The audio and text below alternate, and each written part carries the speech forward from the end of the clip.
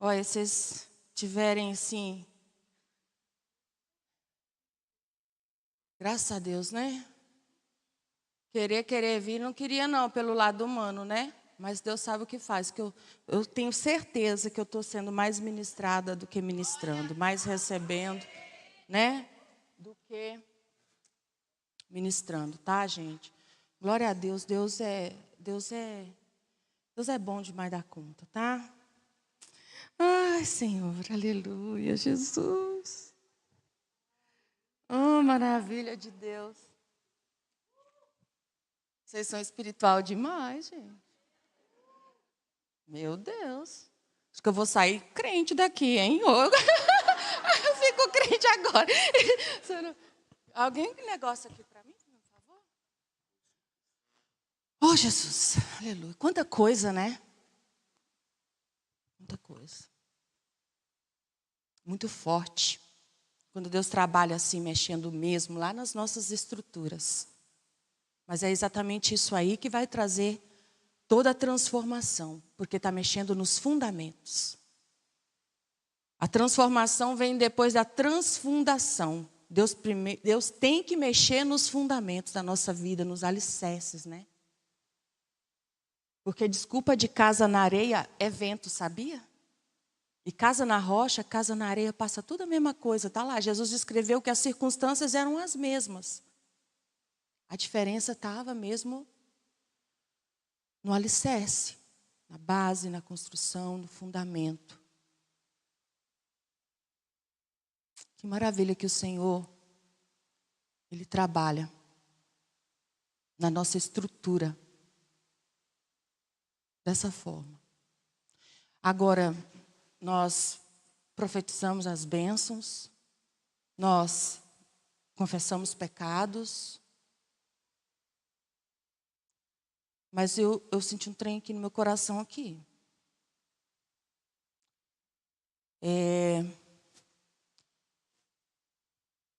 Deus já te perdoou, tá? Se houve o arrependimento, se houve a confissão, agora aprenda a se perdoar também.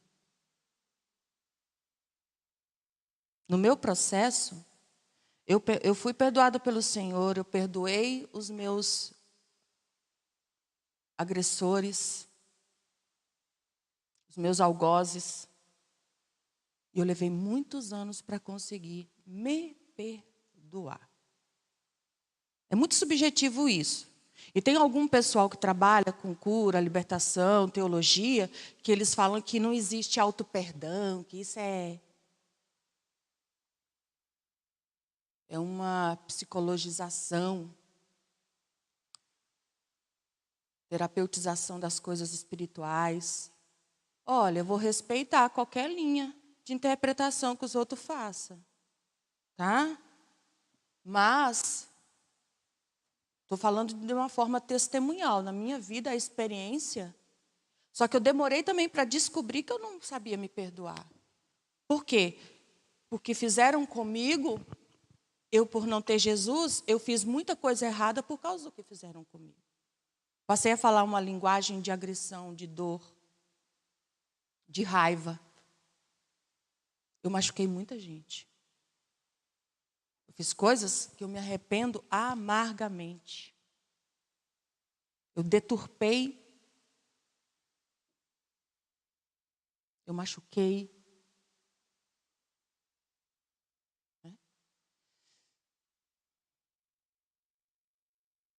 E o Senhor teve que me mostrar que havia uma raiz de orgulho em mim. Havia uma raiz de orgulho, porque se Ele me perdoou, por que você não se perdoa? Entendeu? Cuidado, porque o inimigo gosta desse joguinho na nossa mente, né? E a gente até, às vezes até espiritualiza, ficar se martirizando, ficar se, sabe, o tempo inteiro. Se autorrecriminando o tempo inteiro, sabe? Ai, mas, né? Ai, ainda bem que Deus me perdoou. Ai, mas a vergonha, a culpa, o diabo fica trabalhando com esse joguinho, sabe? Então aprenda a se perdoar também. E agora é daqui para frente. Daqui para frente. Ai, Senhor, é muito bom. A gente estava falando, vocês lembram da vida? É até que hora? Eu perguntei, mas não prestei atenção na resposta. Acho que eu tenho TDAH. TDAH e todos os outros negócios.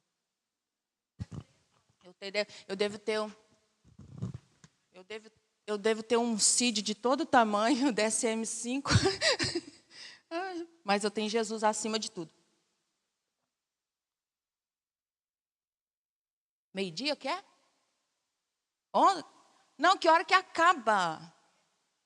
Hã? Não. É 11, né? É meio-dia, pastor? Por aí? Que hora que é o almoço? O almoço é aqui hoje? Ah, não, a pastora está lá, né?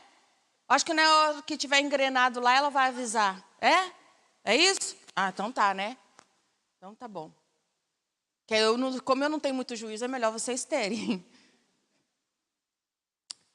Desde sexta, nós tomamos uma personagem, né? E a biografia dela, alguns aspectos para emoldurar. Será a moldura da nossa conversa, nossa reflexão, passando por várias temáticas, várias questões. Ontem falamos de Raabe e do aspecto prático da sua fé, tá? Da intencionalidade, das canas de linho. Vocês estão lembrados? Essa mulher é tão admirável nesse sentido da intencionalidade, gente, porque ela casou, é lindo dizer que ela casou com um príncipe, é lindo ver que ela é ancestral de Jesus, que ela teve um filho Boaz, e o próprio Boaz vai falar muito da mulher que ela se tornou, porque o Boaz foi um homem que se tornou outro homem redentivo, tá?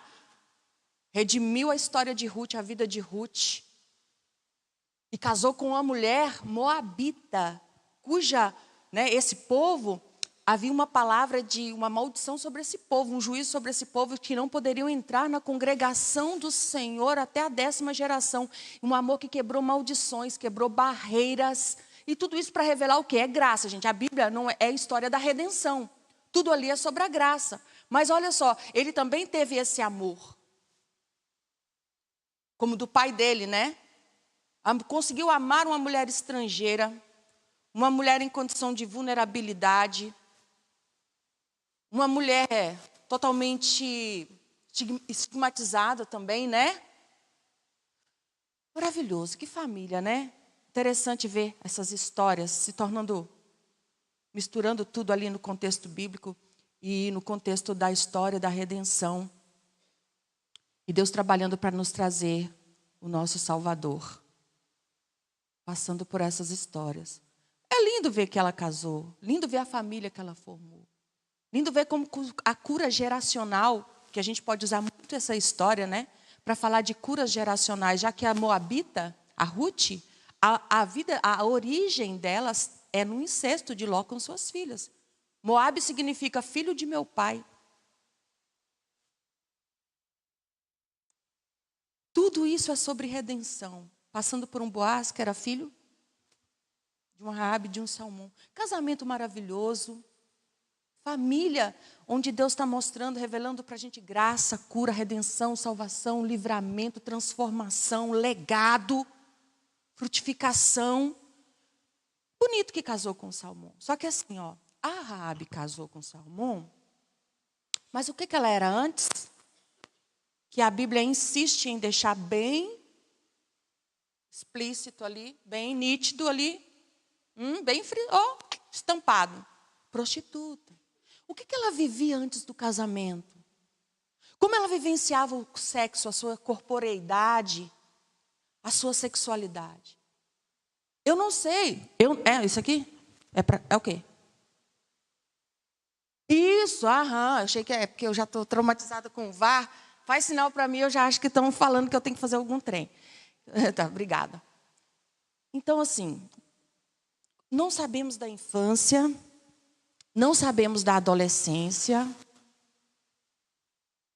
Provavelmente foi muito precoce essa entrada no meretrício, Porque naquela cultura, né, as meninas, após a puberdade, já eram consideradas socialmente, ou sexualmente, a partir do momento que estavam sexualmente maturadas, elas também estavam socialmente validadas a terem relação, né?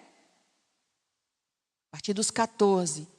Era tudo muito precoce naquele tempo. Não sei qual o histórico. Mas uma coisa a gente sabe. A sexualidade de Raabe, a forma como ela vivenciou, experienciou o sexo, foi uma forma objetal. A relação dela com seu corpo era uma relação objetal. E a relação dos homens com ela não eram relações afetivas. Aliás, nem era relação, era só sexo. Ela tinha a atividade sexual, mas não tinha relação, porque relação é outra coisa. Ela tinha práticas sexuais. Será que é automático alguém que passa todo um período de uma vida, eu não sei exatamente que idade ela tinha, quantos anos isso durou. Uma mulher que provavelmente ficava ali com tantos homens servindo através do seu corpo, e ela provavelmente pode ter desenvolvido muitos mecanismos também de dissociação. Então, é só meu corpo, minha mente está em outro lugar. Ela não tinha uma experiência relacional, mas realmente objetal, de todos os aspectos. E ela também se auto-objetificava para conseguir suportar aquilo ali. Agora casa, como é que vai viver no casamento? Será que foi automático? Ela teve que aprender, gente. Ela teve que aprender a associar o sexo marital, conjugal, a quê? Amor. Ela teve que reconectar os aspectos mentais, emocionais, psicológicos, que dentro da prática da prostituição lá, para ela era provavelmente muito inviável, era impraticável isso. Naquele âmbito ali, naquela conduta ali, naquele tipo de sexo ali. Mas agora é um esposo. Agora é um homem que não quer apenas o corpo dela, a genitália dela. É um homem que que amou a pessoa dela, que escolheu ela.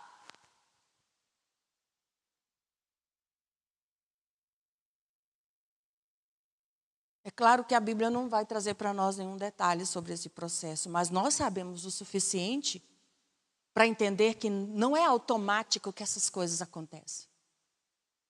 O aprendizado das leis, da moralidade, da ética sexual bíblica, o aprendizado da afetividade, o aprendizado de reconectar o emocional de novo ao corpo, né, o sentimento, eu não sei. Mas a partir de uma leitura da minha própria experiência, uma das coisas mais difíceis para mim no casamento, gente, eu nunca tive problema com a parte física, entendeu? Não tive, não. A questão, porque assim, as pessoas, o trauma pode, para cada pessoa, pode trazer um sintoma, uma sequela, uma consequência diferente. Algumas pessoas bloqueiam, e eu conheci muitas mulheres que se bloquearam. Outras pessoas se erotizam. Algumas pessoas idolatram a ferida. Algumas pessoas espiritualizam a ferida. Outras pessoas erotizam a ferida do trauma sexual. E quanto mais alguns, quando a erotização é muito precoce, principalmente, né? Então, eu conheci várias pessoas com essas diferentes dinâmicas. Eu idolatro a ferida. O que é idolatrar a ferida? Você constrói a sua identidade em cima do trauma. Eu tinha um pouco disso e Deus teve que me libertar. Porque eu não sou o meu trauma. A gente pode idolatrar até a dor. E isso aqui é olha, gente, eu vou te dizer que eu sou muito tentada a isso. A minha luta é isso. Porque eu não conheci na minha vida outra condição que não fosse a condição de dor. A dor é a dor. E a minha identidade, como eu me entendia, era quase tudo a mesma coisa. Tudo em mim estava fundado na minha dor. Porque eu nunca me conheci antes da dor. Eu não me entendia, nem lembrava como que eu era por gente, entendeu? Todas as minhas memórias primitivas, meus afetos primários estão relacionados a uma experiência de dor. Quando não tinha uma dor, eu ia me causar mais dor. Eu desenvolvi mecanismos de autodestruição, mecanismos erráticos, evitativos, mecanismos de autodestruição.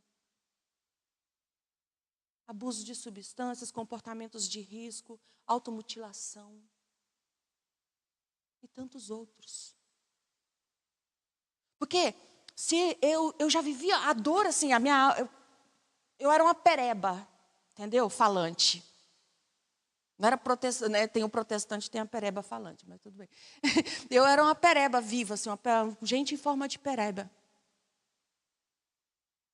Tudo em mim estava fundado ali.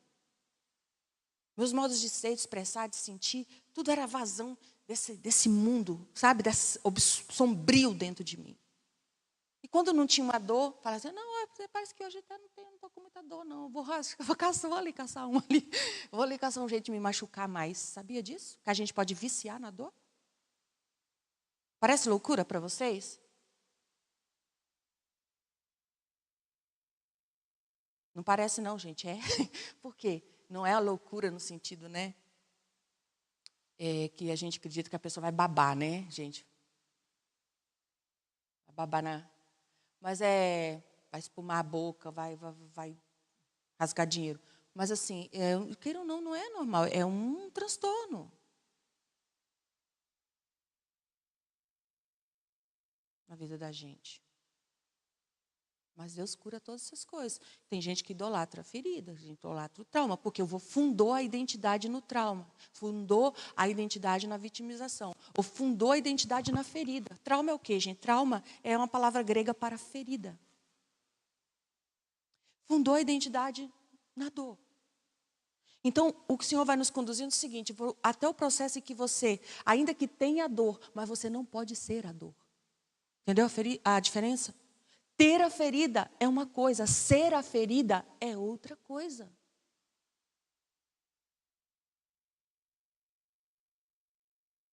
Essa erotização, processo de erotização. Por exemplo, fui erotizada precocemente, iniciada precocemente. Agora, eu vou buscar, né? O tempo todo essa experiência. Me auto-objetifico, pronto, também. Me despersonalizo e vou atrás dessa coisa. Aí desenvolve pecados, vícios sexuais. E se Deus não intervir, pode virar até crime. Nenhum crime sexual começa sendo um crime sexual. Um crime sexual, antes de ser um crime sexual, começou lá num histórico de pecado sexual. Pecado sexual, se não tratado, se não resolvido, se não transformado, se torna vício sexual. Vício sexual, se não tratado, se não exposto, se não for liberto, sabe? Pode evoluir para um crime sexual. Porque nenhuma agressão, nenhum crime, nenhum abuso começou nesse estágio. Essa pessoa passou por uma escalada de imoralidade, de degradação. Foi escalando no seu processo de desumanização, de monstrificação, porque é isso que o pecado faz, ele nos desumaniza. Sabe por que Deus odeia o pecado? Porque não é porque dá dor de barriga em Deus. Você não precisa ficar, ai meu Deus, eu pequei, tadinho do Senhor. E Deus acaso vai diminuir uma unha de ser Deus por conta do pecado dos outros? Você acha que seu pecado dá dor de barriga no Senhor? Aí o Senhor do nada está lá no céu e fala, meu filho, estou meio deprimido hoje. Porque, olha lá minha filha lá, olha. Olha que lambisgoia. Pecando contra mim. Claro que a Bíblia diz, não entristeçais o Espírito Santo. Eu estou ligada, viu? O Espírito Santo é pessoa. Mas a gente não pode entender no sentido de uma tristeza humana, né? Mas é que a gente pensa que o Senhor vai ficar lá mauzão. Não, o Senhor, quando não que Ele coloca, e Ele quer a nossa santificação, a nossa pureza, é porque é para nos proteger, porque o pecado nos desumaniza, assim como a idolatria. A idolatria, Deus quer sempre proteger o povo dele da idolatria e do pecado. É por conta do mal que faz para nós, não para ele, gente. Não existe isso aqui não. Ó. Ai, Deus e o diabo equiparando força e não sei o que lá. E Deus está sob ameaça, a idolatria. E Deus está numa rivalidade. Não existe esse negócio, eu estou me rivalizando aqui. Porque, gente, Deus é Deus soberano, todo-poderoso. Por que então ele é tão contra a idolatria? Mas por que aqueles ídolos lá representam para ele uma ameaça? Ou vai diminuí-lo? Vai destruir o idólatra. O pecado destrói a gente. E ele nos ama. E não nos quer ver desumanizados. E a pessoa vai se desumanizando, se monstrificando. Aí chega ao ponto de se tornar um pedófilo, um estuprador. Mas não começa nesse estágio. Por isso que a gente tem que buscar e amar a pureza. Mais do que odiar o pecado é amar a pureza. Amar a santidade. Não tem um presente melhor que a gente pode dar para quem a gente ama do que a nossa santificação. E não tem algo de pior que podemos fazer para quem nós amamos do que o pecado. Porque todo pecado individual tem consequência coletiva. Sabia disso? O pecado de um pai nunca é só o pecado dele. Lembra do caso de Davi? O que aconteceu dentro da casa de Davi? Todo pecado sexual também é um pecado social, porque afeta pessoas e relações, destrói. Todo pecado individual também é um pecado coletivo. Tem consequências coletivas, aliás, né? O pecado é individual, mas as consequências são coletivas. O pecado de um marido, muitas das vezes, é a devastação da esposa. O pecado de um pai vai se tornar, em muitos casos, a derrota dos filhos, a ferida, a revolta.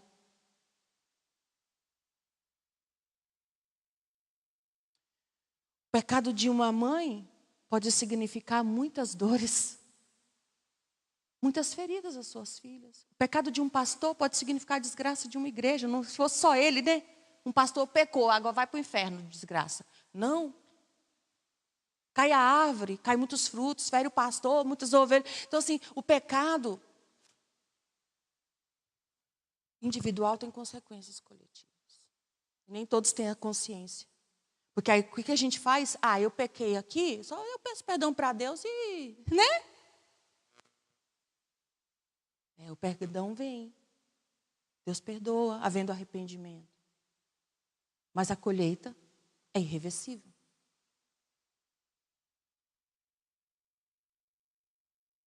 E a gente não pensa que Deus não vai cancelar a colheita. Deus cancela a condenação. O perdão nos isenta da condenação do pecado, não das consequências dele aqui na terra.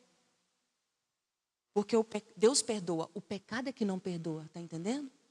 Deus perdoa, mas o diabo não. Então, e existe essa coisa, o que o homem plantar, ele colherá. Deus não se deixa escarnecer, é um princípio. Então vamos cuidar, porque às vezes a gente brinca demais com o pecado, porque a gente pensa assim, Deus vai me perdoar mesmo. Deus perdoa.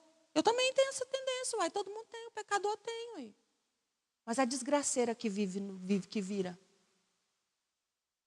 E o tanto de impacto, consequência que tem para outras vidas. O maior presente que meu marido pode me dar, gente, é pureza e santificação. Porque olha, você vê, quantos dias que eu estou fora de casa, hein? Ai.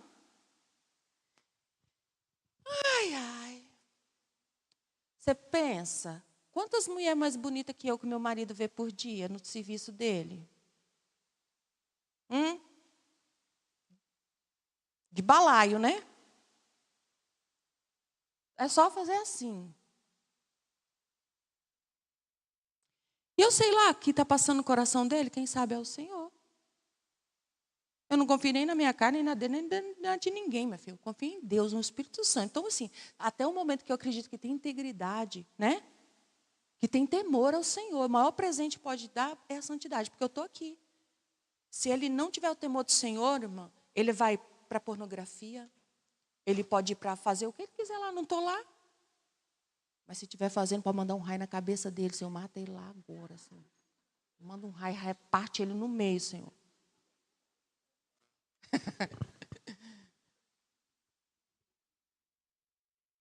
Mas, enfim. Mas se ele estiver lá me esperando, estiver com saudade de mim, e estiver no temor do Senhor, existe expressão de amor maior do que essa? Por isso, porque a santidade, gente, é muito mais que sobre a gente ir para o céu. É sobre a nossa vida não se tornar um inferno. Antes de ir para o céu. Olhando para esse casamento, vendo essa moça que casa. Esse monte de trem que era a vida dela, agora casar. Eu dissociava. Porque o físico, a erotização da ferida, etc. O físico ali, tudo certo, nunca tive problema. Vai embora, até os 3 meses. Entendeu? Mas, uma bagaceira terrível. Não tinha freio. Casei. Então vai para a parte física. Tirando a parte que, né, quando eu estava 10 quilos mais magra, o físico não estava lá. Ai. Mas, meu Deus, era... Ai. Mas a pessoa... Aí fomos para a relação. Tudo certo. Nunca tive problema para gozar. Nada. Meu marido é um homem especialista em clitóris. Na nossa primeira relação, eu percebi que aquele homem sabia de tudo. Eu falei, meu Deus, eu ganhei na Mega Sena acumulada. Não precisa ensinar, o homem era esperto. Conhecia o segredo, tudo, os mistérios. Maravilha, mas eu fico, o que vai acontecer? Não, então tá tudo bem, né? Tá tudo bem, tá ótimo. Tá, tempo passando. Ele soube lidar, foi um agente de Deus em relação aos gatilhos meus, quando se manifestavam, gatilhos esses que eu não conhecia, né? Eu nunca tinha tido um casamento. Começo de uma vida conjugal, dentro do plano do Senhor, dentro da sexualidade, conforme os parâmetros da palavra de Deus, eu crendo, buscando, vivendo. Porque, gente, amém, Jesus, e glória a Deus. Mas, passados, vou te dizer, alguns 2 anos, 3 anos, talvez, ou menos um pouco, eu não sei exatamente. Mas ele começou a expressar algo assim, e eu falei assim, gente, o que esse homem está falando?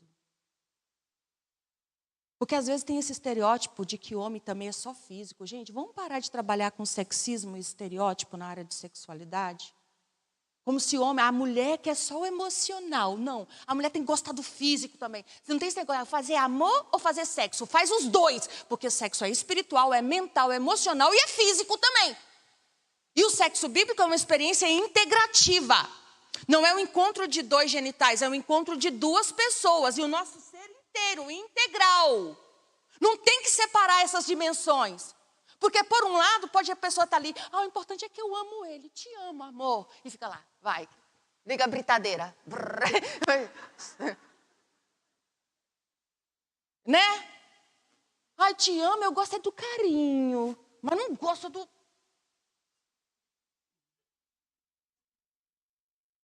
Eu não sei as terminologias corretas para usar com vocês. Estou com medo de, né?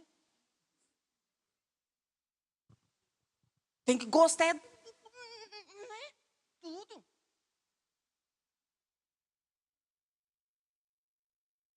E a gente tem esse sexismo, esse estereótipo, né?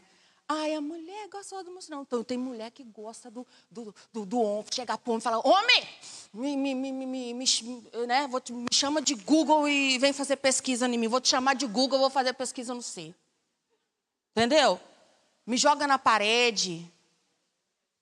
Tem muita mulher que gosta, tem mulher que sente falta disso, que os homens é meio xoxão, sabe?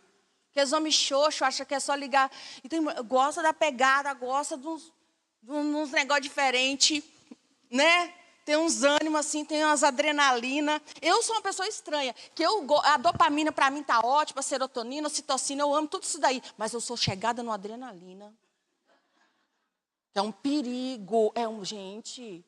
Ainda bem que o meu marido, às vezes, ele me põe uns freios. E Deus, assim, usa ele assim, sabe? Ele é autista, não fica preocupado não, que ele não é defeituoso não, tá? Super inteligente, hiperfocal. E ninguém faz nada. O que meu marido resolve fazer, ninguém faz melhor que ele não, fica tranquilo.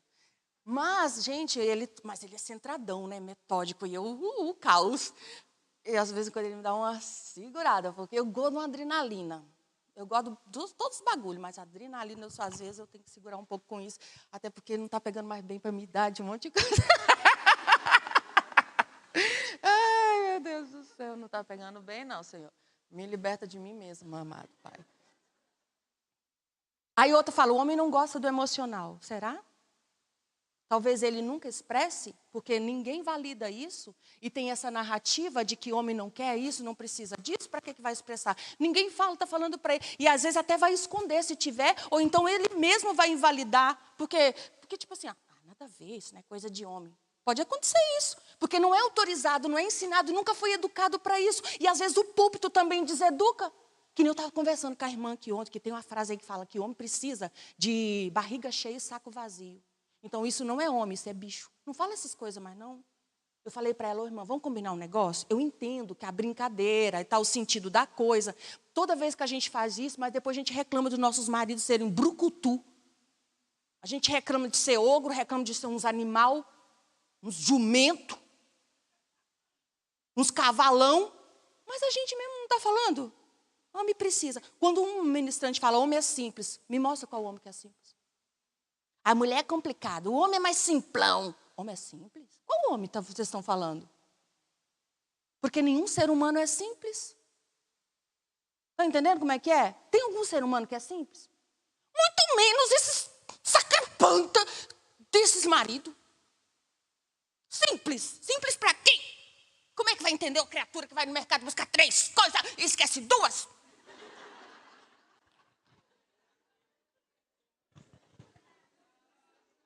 Misericórdia.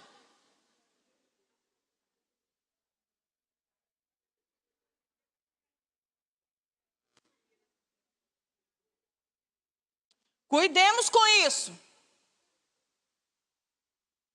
Olha só. E de tanto falar isso, talvez eu também demorei para perceber.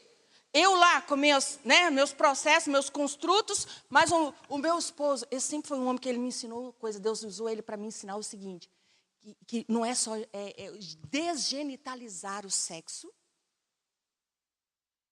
não servir ao orgasmo, mas ao prazer, porque pode existir prazer sem orgasmo e pode existir orgasmo sem prazer. Eu conheço bem a diferença.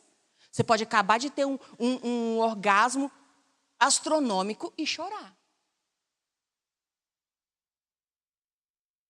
Uma resposta sensorial, neurobiofísico, enfim. Mas o prazer, o carinho, o afeto, e meu marido gosta demais de beijar. Oh, misericórdia naquele homem. Ele vem me ensinar muito disso que eu ensino sobre o relacional. Sobre o integrativo. Porque para mim a fisicalidade, e eu não sabia, eu sempre falo, né, gente, o que eu ensino para vocês, eu aprendi com meu marido, ele só não é de falar, tá? Mas as águas paradas são profundas. Dentro dessa história, dentro desse construto, o que eu fui fazer? Eu fui procurar as bases teóricas para aquilo que eu aprendi, nós aprendemos e construímos juntos na nossa história, amém?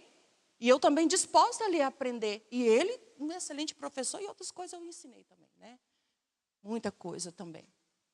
E ele começou a manifestar que estava faltando algo. Ele não estava se sentindo amado, você acredita? Qualquer hora, nós tínhamos uma vida sexual super ativa. Todo mundo satisfeito, não faltava resoluções orgásticas, não faltava isso. Ele sabe o tanto que eu gosto, tanto que eu gostava dele, que eu sou doida nele. Ele também gosta. Mas, de repente, ele começou a demonstrar. E talvez ele não sabia muito expressar, e foi indo, eu fui captando. Falei, do que você está falando? O que é mesmo? Então, até que ele conseguiu exprimir, que assim, ele sentia que era muito físico para mim. Até o jeito de eu falar, até o jeito de eu expressar, sabe? As brincadeiras, de repente. Para mim, é tudo muito relacionado ao físico. E para ele, não era só físico. E eu dissociava, eu não sabia relacionar sexo a sentimento. O que eu fazia? Sexo a emoção. Eu fiz isso a minha vida inteira para bloquear, né? Quando a época do trauma, se eu não fizesse isso, eu não sobrevivia. Era só o corpo que estava ali. Depois veio o pecado, depois veio as distorções, as corrupções, depravações, tá? Era também ladeira abaixo, mas agora casado. Aí eu percebi, o Senhor me ensinou, e eu aprendi junto com ele, e eu entendi, meu Deus, o tanto que eu amo esse homem, que eu gosto desse homem, e o homem está sentindo amado, porque acha que eu estou lá só, né? Aí nós combinamos uma coisa. Nós nunca temos relação sem falar, eu te amo. Se a gente não fala, eu te amo, na hora da relação, vai falar quando? E ele gosta, tem um negócio, meu marido gosta de beijar, né? E o meu marido tem um negócio, gente, ele não goza se não estiver me beijando. Enquanto tem casais que nunca beijam, fazem sexo sem beijar na boca. É muito raro, às vezes, que o meu marido gozou sem estar me beijando.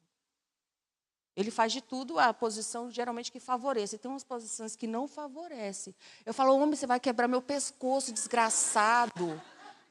Porque quer beijar.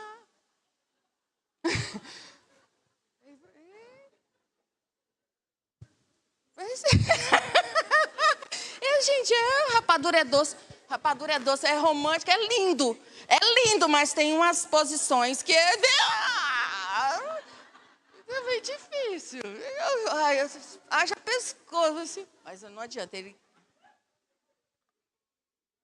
Se não der, então ele vai mudar de posição para terminar numa posição que esteja me beijando. Outra coisa, que também é sintoma do trauma. Gente, eu não tenho problema. Vocês veem que para mim é natural falar disso.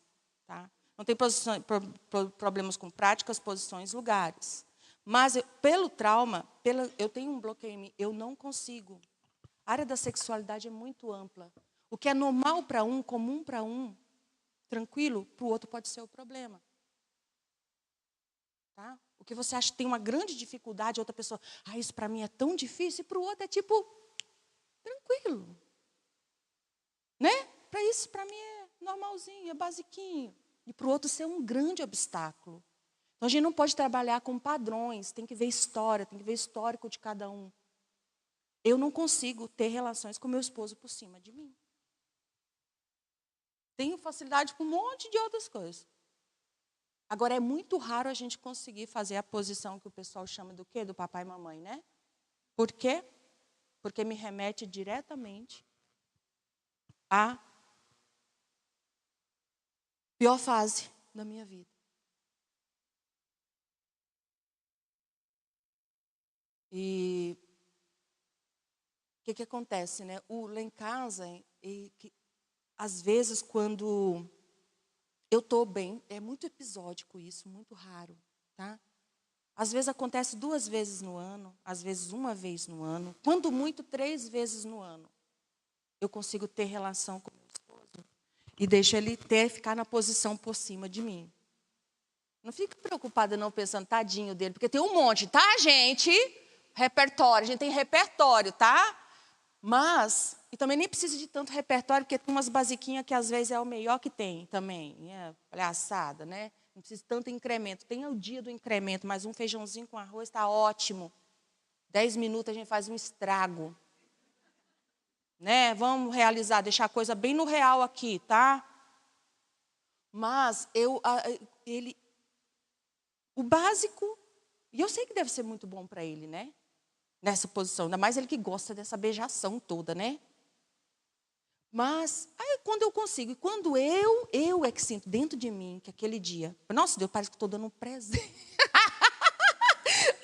Ô, gente, é muito interessante esse negócio de relacionamento, de sexualidade, né?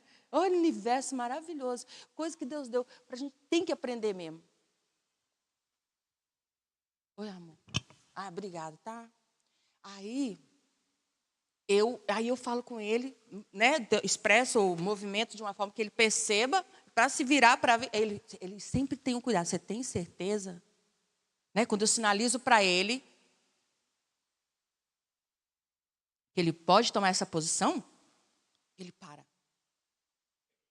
Você tem certeza? Você está bem? Você tem certeza? Você vai ficar bem? Você tem certeza? Vai, homem. Vai, homem. Vai que é sua, Tafarel, né? Hoje é seu dia. Construtos, aprendizados. Eu tive que aprender a conectar sexo e amor, sexo e emoção, sexo e sentimento. Já tem outras vezes que tem que dar uma equilibrada, não ser só, sabe? Muito frufru, muito, eu quero só o emocional e não entende a parte física, né? O quanto é importante a parte física. O quanto é importante construir boas memórias. Então, cada qual vai fazer o seu construto. O que é esse sexo, né? Na experiência, ele é uma experiência de autodesenvolvimento, de autoconhecimento, de autodesenvolvimento e conhecimento do outro. Por isso que a Bíblia chama o sexo de quê? Qual é a palavra usada no hebraico? Iada, conhecimento. Tem casais que estão casados há muitos anos e não se conhecem. Não sabe como o outro funciona. O que funciona para um, o que não funciona. O que é melhor, o que não é melhor. Como é o funcionamento do outro? E é aí que é a proposta da intimidade. O leito conjugal, sem mácula, que a Bíblia diz, o leito cristão, o sexo cristão ali, o leito conjugal, a intimidade conjugal. Gente, aquele leito, a nossa cama não é um lugar para ter atividade sexual só, mas relação sexual. O sexo bíblico, ele é relacional. A moralidade bíblica não é centrada no ato. Como os crentes pensam, e pensam que nem a cultura. Por isso que o crente preocupa demais. Pode oral? Pode anal? Quando eu vou ministrar para casais, a primeira coisa que eu falo, não venha me perguntar de buraco, hein? Só sabem perguntar isso, eu abro caixinha. Por que o crente pergunta tanto de anal e oral?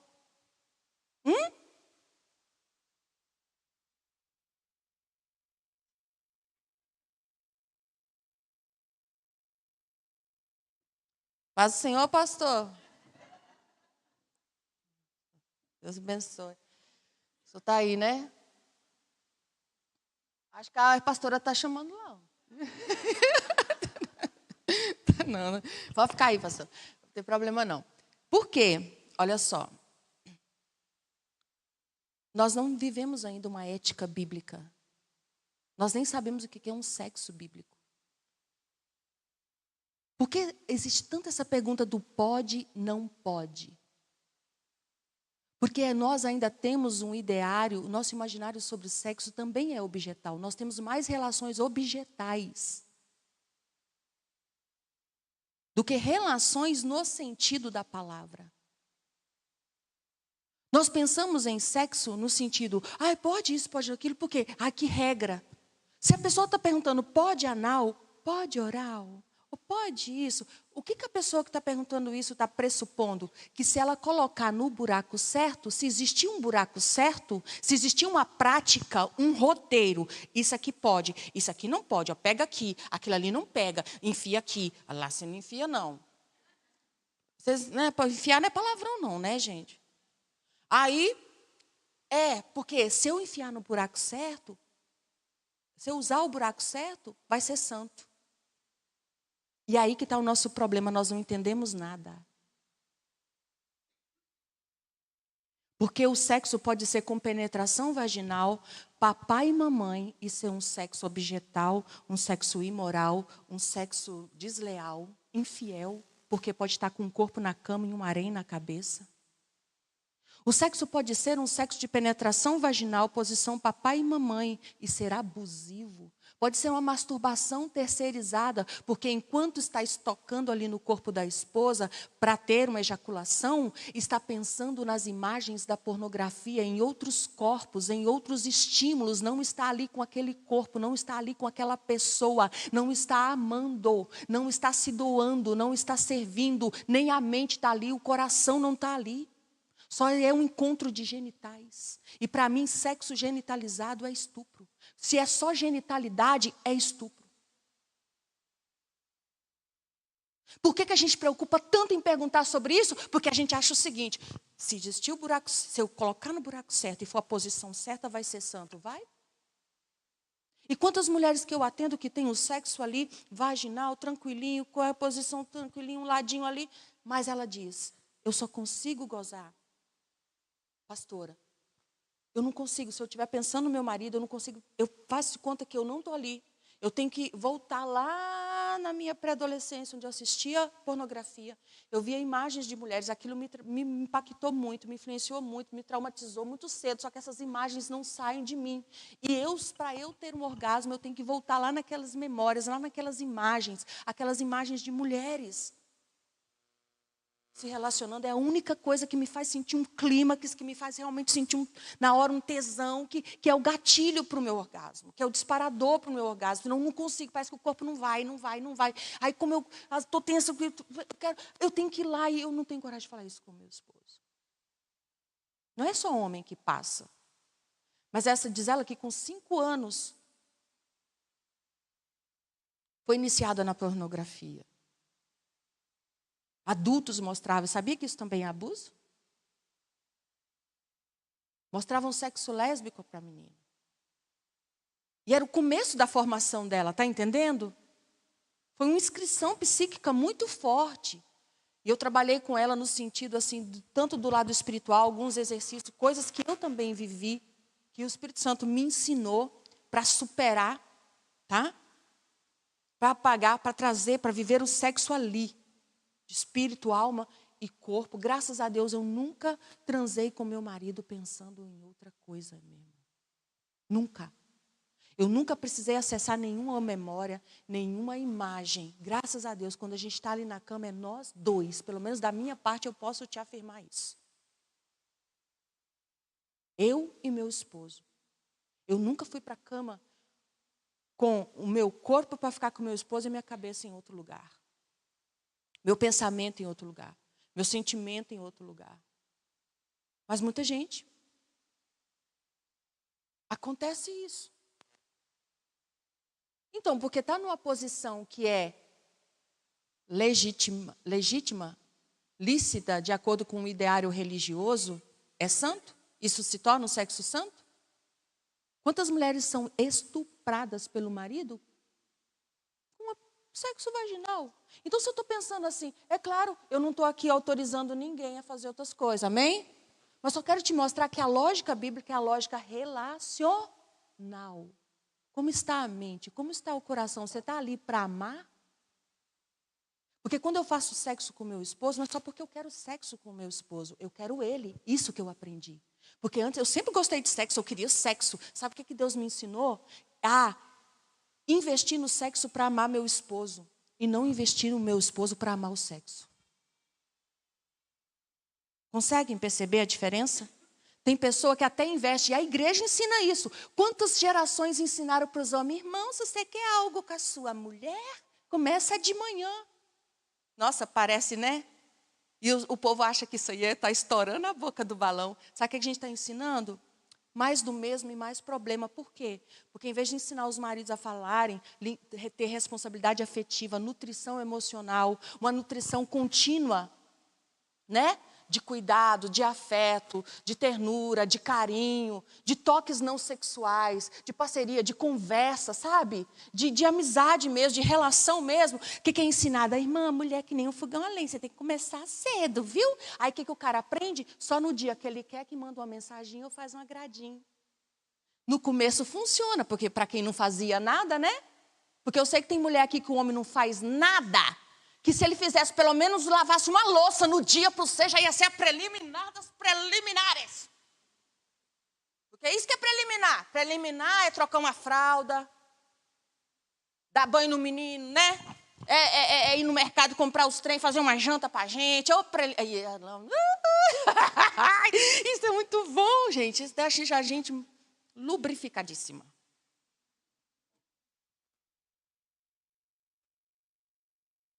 Mas aí tem aquela que não recebe nem isso, nem uma mensaginha, nem um não sei o quê, nem uma atençãozinha. Já é grande coisa, ok. Não estou invalidando isso. Mas só que por um tempo vai funcionar, depois não vai funcionar. Sabe por quê? Porque aí padroniza. A pessoa só vê que você existe, só te trata que nem gente, só faz alguma coisa, né? De atenção mesmo. No dia, chega uma hora que você vai pensar assim, lá, Quando ele começar a fazer de novo, você já vai irritar. Ah lá vem o demônio, já sei o que está querendo, que é desgraça. Funciona no começo, porque para a alma faminta até o amargo é doce. Depois de um tempo, você já vai pegar um ranço. Lá vem o fingimento. Eu sei que esse desgrama está querendo. Ontem estava lá, ó. Ontem isso aqui, passei perrengue. Ontem esse homem tormentou minha vida. Ontem esse homem se isolou. Ontem esse homem me negligenciou. Ontem eu nem existia para esse homem. Hoje está ali se fazendo. Eu já sei qual que é o assunto. Aí pronto, já a disfunção, o problema se alimenta. Se agrava, se aprofunda, porque nós não tratamos a raiz. Nós só tratamos um sintoma. Então a gente tem que cuidar, gente. A ética bíblica é relacional. E essa é a relação. O sexo bíblico é integrativo, espírito, alma e corpo. Então, se eu falo assim, ó, no meio evangélico, não sei se vocês, eu não perguntei qual que é a doutrina daqui não, tá? Mas na maioria dos lugares, já é ponto pacífico, existe um consenso de que o oral é tranquilo. Quantos aqui aprenderam que oral é de Deus? Levanta a mão. Ninguém aprendeu nada, vocês não vão me abandonar agora.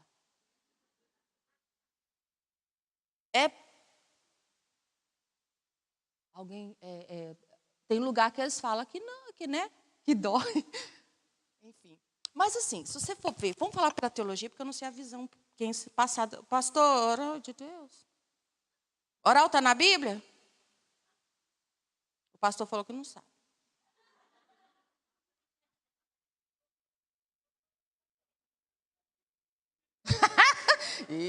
Eu acho que o almoço está pronto, gente. Acho que o almoço está pronto, agora o negócio deu climão. Sinta o climão aí. Ai, tá bom, vamos cuidar. Como é que a gente vai pisar nesse terreno?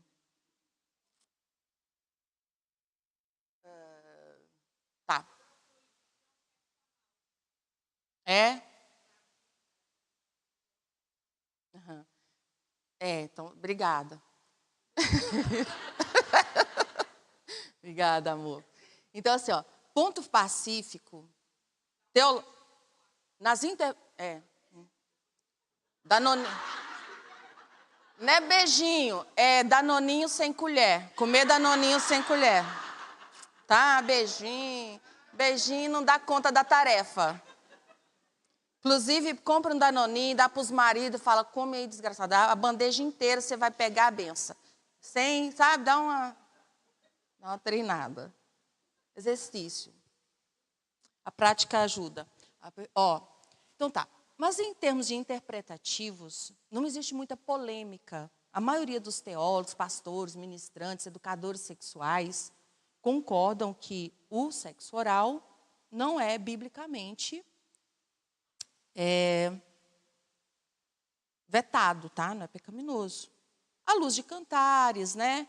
E tem vários textos que são alusivos a esse tipo de estímulo, de troca, de carinho. Ok. Mas enquanto eu estou falando de prática, como a moralidade bíblica não é centrada no ato, mas na relação, eu também não autorizo oral.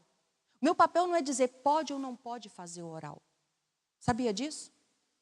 Sabia que se eu só chego aqui e falo assim, como a gente tem feito por gerações, e geralmente a nossa cultura é falar, o oral pode, o oral não é pecado. Dizer que o oral não é pecado não vai resolver muita coisa.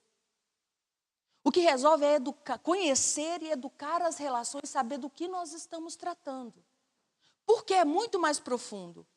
Por que eu não posso simplesmente autorizar e nem desautorizar? Que não é minha função, é educar e mostrar os parâmetros bíblicos para uma relação saudável. Porque é impossível ter um sexo abusivo quando a relação é saudável. Se a relação é doente, tudo tenderá a se adoecer também. Se a relação é ruim, tudo vai ficar ruim. Se a relação é agressiva, tudo vai ficar agressivo. Está entendendo? Se a relação está deteriorada, pervertida, vai acontecer o mesmo com a relação, o sexo. O que eu falo? Pode? Eu falo, pode? Aí fica parecendo que a pessoa é obrigada a fazer. E o que acontece? Eu atendo mulheres cujos maridos praticamente obrigam a mulher a fazer. Não interessa se ela quer, se ela está afim. Porque ele já tem um script pornográfico na mente. E tem maridos que abusam. E tem maridos que querem ejacular na boca da esposa, mesmo que ela não aceite. E porque eles querem, a experiência não é do estímulo oral. E a experiência para ele, o barato dele é o quê? É a subjugação, a humilhação. A mente dele não está trabalhando assim, o que eu estou sentindo dela, o que ela está me oferecendo, como isso é bom para nós, né? Olha, se ela está gostando, isso é bom para mim. Na cabeça dele é o seguinte, eu estou reproduzindo, eu estou reencenando o que eu vi lá na pornografia. Eu estou aviltando. Outra coisa, eu atendo casais que às vezes falam, pastor, mas é assim, toda vez tem que ser aquele script, tem que fazer isso, eu sou obrigada a fazer, porque ele fala, se eu não fizer isso, ele não se satisfaz. Fala para mim, isso já é saudável? Isso já é santo? Uma esposa que não está, o corpo não está afim, mas o cara fala assim, você tem que me chupar. Se você não me chupar, então não prestou esse sexo. Tem o quê? Tem? Quem falou que tem? Outra coisa, para a mulher oferecer, é preciso que isso seja também algo que ela queira, porque o sexo não é o consumo do outro, é o serviço ao outro.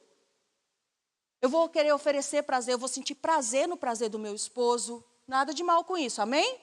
Mas não é todo dia que a gente está querendo pôr a boca naquele trem, não. Ô, gente, eu gosto às vezes de oferecer para o meu marido, nada contra, não tem problema com isso, não. Mas é o dia que eu quero. E ele que não venha com aquele trem para o meu lado, se eu não estiver inspirada com aquilo. Eu não vou pôr minha boca ali nem lascando. Um trem, um trabuco daquele na boca da gente, você tem que estar com muito... Você tem que estar com muita vontade de pôr a boca ali. Gente, Deus me libertou da pornografia. É só na pornografia que parece que toda hora, nossa Deus, é um sorvetão. Não é sorvete, não. E outra coisa, e o meu marido é super higiênico.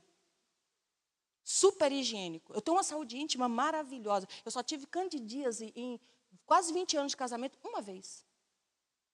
Nunca tive câncer, nunca tive infecção de nada, não precisei ficar usando, enfiando pomada. Menina do céu, a minha pepeca acho que tem 17 anos.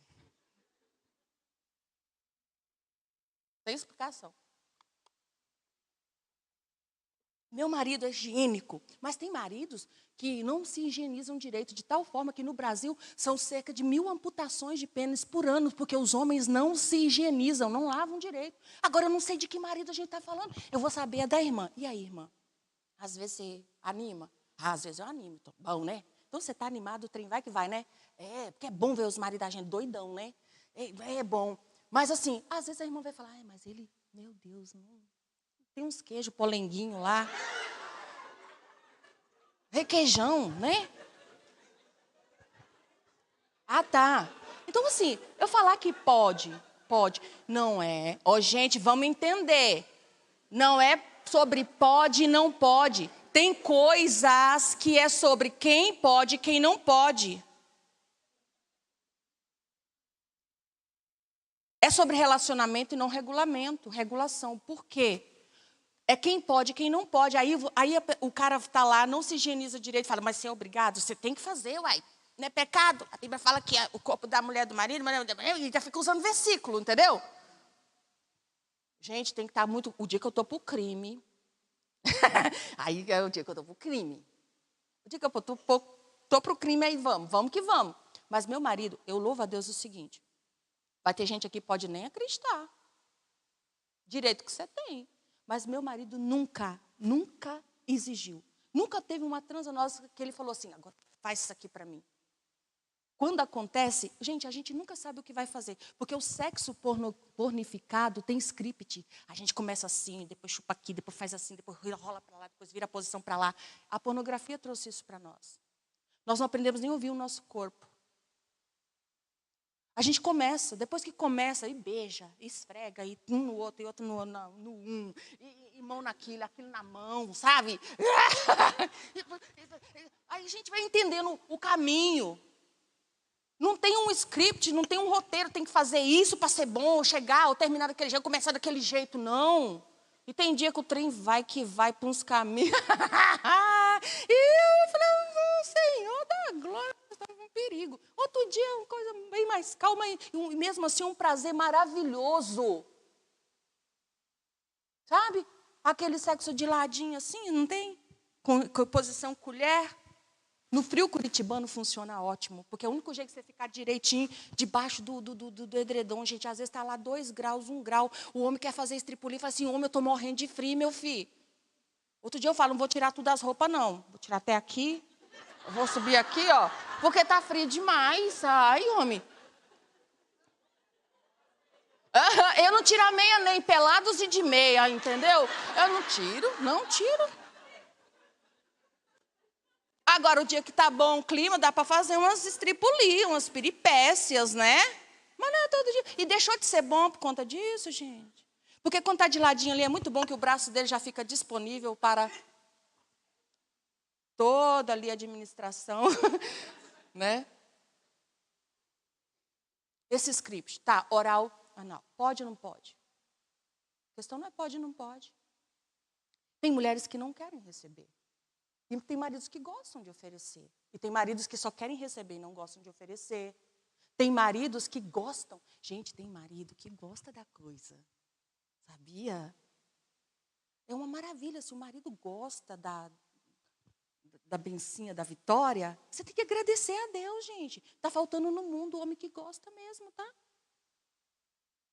Eu atendo mulheres que dizem que os homens ficam mais excitados com o corpo deles. Aham. Ele tem negócio no próprio coiso dele lá e fica se olhando no espelho assim, ó. Aham. Tem de um tudo. Tem de um tudo. Estou vendo que tem umas meninas aqui da faixa etária aí novas, adolescentes, pré-adolescentes. Gente, fica tranquilo, tá? TikTok, no funk, tem coisa pior. Deixa elas aprender, né, filho? Não é que tem? Soca-soca lá, como é que chama? Como é que chama as musquinhas? É, né? Tem esses trem tudo lá, né? Quem dera, se nós tivéssemos aprendido na idade delas, tivéssemos construído com a sabedoria, né? A gente tinha evitado muitas tragédias. Que o sangue de Jesus guarde vocês. Gente, a educação não erotiza, não perverte, tá? A Bíblia não. Tem pais que acham que é a Bíblia que corrompe. Tudo que está lá no mundo não corrompe, como se os filhos estivessem numa bolha. Não estão numa bolha. Então, amém, gente? Estamos bem com isso? Então, assim, o que eu estava falando, gente? Do chupisco, né? Aí, quem que pode, quem que não pode? Tem mulher que não quer. Porque assim, gente, até para receber o oral, por melhor que seja, porque é fácil eu falar para a irmã, e eu vou falar uma grande verdade, irmã, é maravilhoso. Tá, mas isso vai resolver o quê? Se ela tem um bloqueio? Até para a mulher receber o oral, gente, ela tem que estar bem com o seu corpo, ela tem que estar bem ali. Né? Você está lá e cabeção assim lá no meio, você tem que estar também aqui com a sua mente aqui, ó. E nem toda mulher tem essa desenvoltura, tem essa desinibição.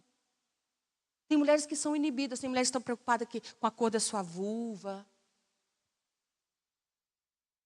Outras já são muito inibidas mesmo. Tem mulheres, irmã, que até gostam do sexo, assim, não tem problema com o sexo. Mas elas também, para elas, ficar por cima representa uma grande dificuldade por conta da sua personalidade, seu jeito de ser. Tem gente que é mais introvertida, mais inibida.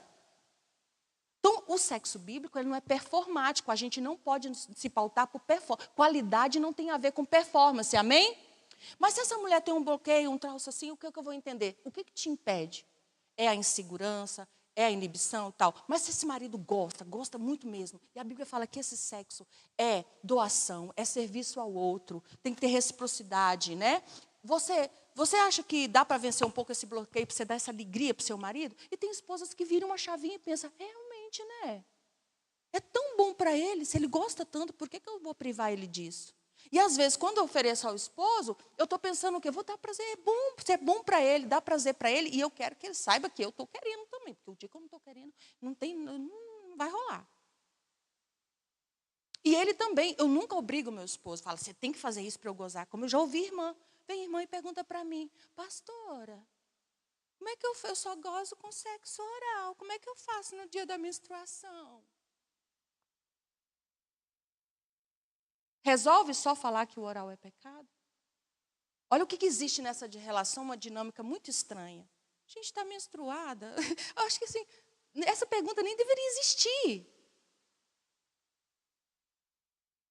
A gente lida com todos esses extremos. Então, a lógica bíblica é centrada na relação. E nós temos aí uma cultura e uma lógica religiosa centrada no ato,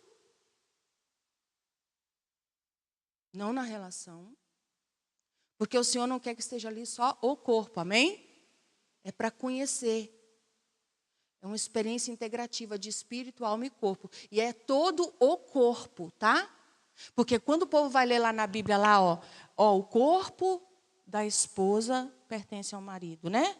O corpo do marido não é de si mesmo, mas pertence à esposa. Sabia que o crente não lê corpo? O crente não lê corpo. O que o crente lê? O buraco da mulher do marido. O coiso da mulher, o coiso do marido é da mulher. Nós temos uma mentalidade tão genitalizada que nós não lemos corpo. Ao ponto que tem pessoas que vêm a mim e perguntam sempre. Essa pergunta ela aparece sempre. É pecado masturbar meu marido? O que nós temos? Uma lógica de penetração. E uma lógica de um sexo genitalizado e não bíblica, que é integrativa. É espírito, alma e corpo. E todo o corpo. Ali não está falando o genital, o buraco. Ali está falando o corpo. E se você está com seu esposo e pega nas coisas dele, ele pega nas suas coisas, gente, se ele estimula o clitóris, você estimula, dá um soco na bexiga dele?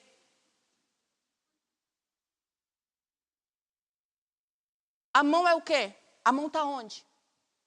Sabe o que é masturbação? Autogratificação, autossatisfação. Ela pode até ser terceirizada. Você pode masturbar no corpo do outro. Porque você está ali só pensando no seu genital, no seu prazer.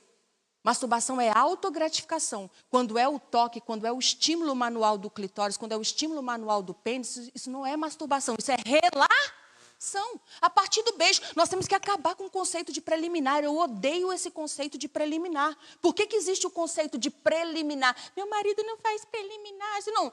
É que, na verdade, vocês não aprenderam a fazer relação. Porque o dia que a gente aprender a ter relação, nós não vamos ter mais esse conceito de preliminar. Nossos filhos, eu quero que as minhas netas, no mundo das minhas netas, pelo menos, não tenha mais esse conceito de preliminar. Por quê? Preliminar, subentende-se, que é tudo aquilo que faz para a mulher antes da penetração. Porque nós temos os seguintes marcadores do sexo. O sexo começa com a ereção e termina com a ejaculação. Sim ou não? O sexo começa com a ereção e termina com a ejaculação. Isso é uma lógica de penetração. Porque o que não é penetração não tem a ver com o começo da ereção. E essa penetração e essa ejaculação é preliminar.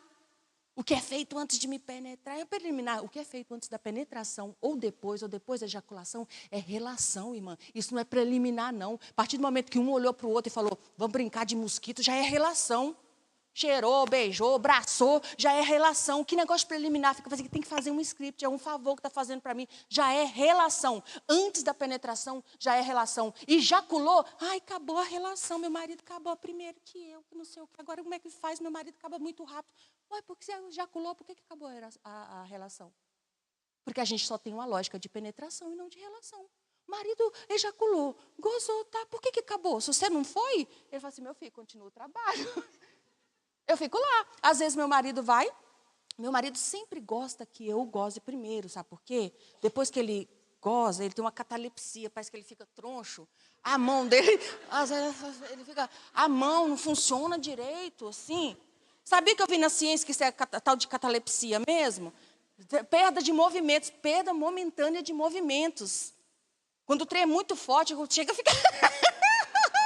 É muito legal. Aí, gente... É muito bacana. Aí ele fala, irmão, vai pro meio, porque daí, não sei, vai que eu dou que eu fico muito assim, parece que eu perco o movimento da mão, assim, ó. E verdade, gente, fica muito troncho o negócio. Aí ele, mas às vezes não dá, o corpo não está no mesmo dia, na mesma resposta, no mesmo ritmo, né? Então, e eu falo, vai, homem, pelo amor de Deus, vai, né? Vamos embora. Não sei o quê. Pronto, aí eu fico para depois. Mas acabou a relação porque ele ejaculou, porque ele gozou? Eu fico lá assim, ó. Ai, meu filho. Por que a relação não pode continuar? Porque nós não sabemos ter relação. Nossa lógica é de penetração, não de relação. Aí parece que acabou. Por que o homem também pensa assim, amor, não estou aguentando, tá? Porque tem mulher que acha que o homem... meu homem goza rápido. Mas, minha filha, você ficou quanto tempo sem trocar o óleo dele? Porque o homem, gente, olha, tensão sexual. Um homem é apto a 2,5 minutos para ter um orgasmo. Se ele está com um negócio muito acumulado, não vai querer que o bicho fique lá 40 minutos. Porque o bicho está... entendeu? Aí só se for um segundo round, aí faz no outro dia, que de repente no outro dia ele consegue ter um tempão a mais. Mas se o bicho estava lá na seca, o bicho estava doido, já estava dando troço assim, já estava andando meio que dando epilepsia. Você quer que o bichão dura? Olha, se eu passar muito tempo, ali 1 semana, sem ter relação com meu marido, a gente for ter relação, e ele demorar demais, eu já fico preocupada. Porque não é normal. Ou a masturbação está ali. Porque o normal, depois que acumula, gente, depois de um tempo, não estou falando também que vai ser nada... Gente, cada qual com o seu cada qual, né? Mas não é. Geralmente, na segunda vez, com curto espaço, é que o negócio fica mais, sabe? Prolongado. Se passou 15 dias, então, misericórdia, né? Aí as irmãs estão querendo que os maridos... Fica 20 dias sem dar uma namorada e depois reclama que o marido foi rápido. Então, a gente tem que corrigir tudo isso também. Ejaculação precoce existe, é uma disfunção. Quando há uma ejaculação involuntária, ele não domina. Ele não domina, é uma ejaculação involuntária, né? De 1,5 minutos para menos, ou 1 minuto. E o homem sofre também, porque ele não domina, não consegue ter um prazer. Mas é outra história, isso daí. Mas por que não pode continuar a relação? Por que não pode continuar o estímulo? Porque nós não temos essa sabedoria. E o marido também precisa aprender que a relação não acabou, que o mundo não orbita. E o sexo não foi pensado por Deus para ser definido, os marcadores de um sexo, seja ereção e ejaculação. É muito mais do que isso. O que Deus deu para a mulher? Para ser o órgão do prazer da mulher. Quem lembra do filósofo? Põe aí Cantares 5 para a gente terminar com esse. Eu não sei, nem estou conseguindo ver as horas, né? Às vezes já acabou o almoço, pastora? Está pronto já? Ah, não, se não, né? Eu estou com pressa não, tá? Vocês estão? É que eu estou vendo a pastora ali, eu não sei, né? Vai que ela já está agoniada. Se não estiver pronto, é melhor, que daí a gente vai mais um pouquinho. Ó, põe aí o Cantares capítulo 5. Olha para você ver como a Bíblia fala do prazer da mulher. E o prazer da mulher, gente, tem que passar por essa mudança de lógica. 15 minutos? Beleza. Tem que passar por essa mudança de mentalidade. Porque nós somos sabotadas. Nós temos que passar por essa mudança de lógica de penetração para uma lógica de relação. Porque, como eu disse ontem, não existe nenhuma relação anatômica da vagina com o prazer feminino. E a gente acredita nisso. Nós vivemos numa ditadura aí, numa lógica de penetração tão grande, que tem mulheres que chegam para mim e falam assim, ai, pastora, mas eu só gozo com clitóris. Hã? Como assim só?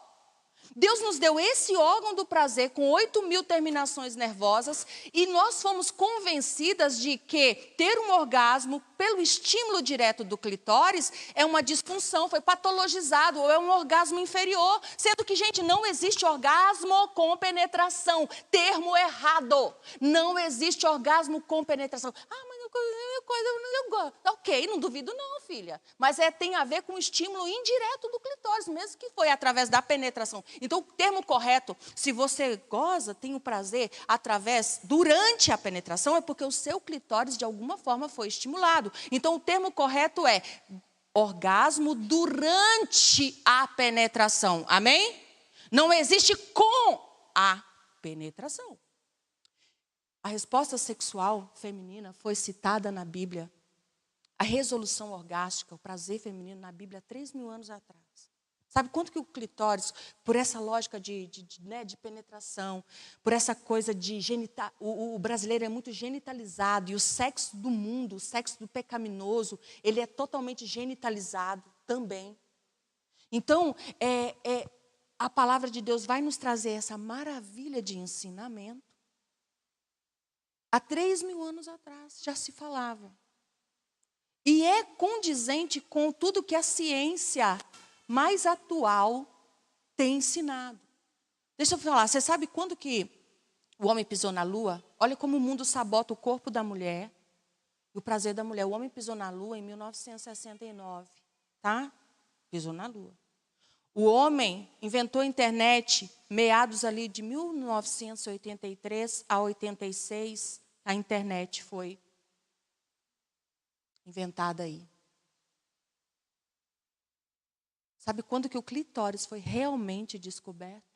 1998. Doutora Ellen O'Connell, da Austrália, urologista da Austrália, foi uma cientista responsável por reintroduzir o clitóris na literatura médica e nos estudos científicos, porque ele havia sido banido da literatura médica, dos estudos, das pesquisas, há mais de 50 anos. E um dos responsáveis foi o Freud, que inventou o mito do orgasmo vaginal e disse que a mulher que gozava pelo estímulo do clitóris era histérica. Ele foi um dos responsáveis, não foi o único, a patologizar o prazer feminino. Nós temos aí no mercado do sexo, das dicas de sexo, um monte de mulher que vende o mito do ponto G, que vende o mito do orgasmo com penetração. O mito, gente, aí o mundo, o diabo odeia tanto a mulher que tem gente por aí dizendo que existe orgasmo de mamilo. E você acredita que tem mulher que acredita nisso? Sabe o que é isso? Desrealizar. A mulher está vendo que não tem nada a ver, gente. Na cabeça dela, ela falou, aconteceu sim. É uma dissonância cognitiva, né? Ela quis se convencer de que aconteceu, mas não existe orgasmo de mamilo. Sabe por quê? Se Deus tivesse feito nossos mamilos com potencial orgástico, como seria a experiência da amamentação? Seria incestuosa. Seria uma experiência sexual. Você está entendendo como que o mundo trabalha? Aí as irmãs crentes, pastora, pode ir para o sexo tântrico? Gente, qual que é a proposta do tântrico? É a espiritualização do sexo, coisa que a Bíblia já nos traz em Cantares, em todo o seu contexto. É levar para a dimensão emocional, é desgenitalizar. O tântrico, na verdade, é uma proposta que desgenitaliza o sexo. E nós não precisamos do tântrico para isso, de um misticismo envolvido em religiões pagãs e paganismo, coisas esotéricas, para desgenitalizar o nosso sexo, para saber aprender toque. Porque é isso que é a proposta do tântrico. Toques, massagens, sabe? Desgenitalizar, colocar dimensões emocionais ali, trocas diferentes. Nós já temos isso aqui da palavra de Deus desde um princípio. As pessoas vão recorrer a coisas que são até do inimigo, quando que nós temos tudo aqui. Sempre foi assim. Não precisamos, eu vou fazer pompoarismo. Pompoarismo, gente, não é científico, não é medicina.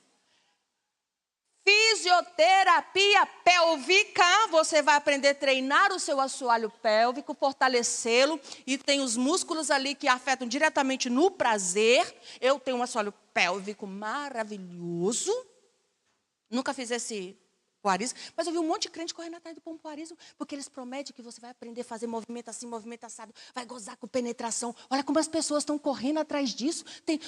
Não sei o que lá, porque eu vou acessar isso e aquilo. Gente, Deus criou o clitóris para quê? Nós nos automutilamos psicologicamente, nós sofremos uma mutilação psicológica.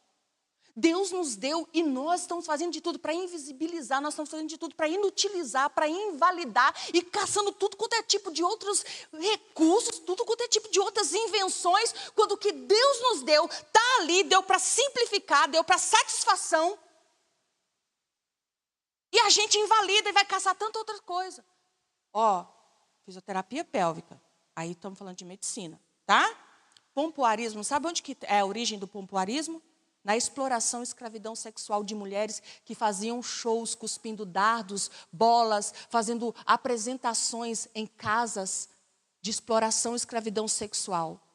Lá que começou a história desse tal de pompoarismo. Então, cuidado, vamos caçar a origem das coisas, né? Agora, fisioterapia pélvica é ciência, que você vai aprender exercícios, vai ter efeitos maravilhosos também na vida sexual, no prazer sexual. Então, vai ajudar na sustentação dos órgãos internos, é saúde.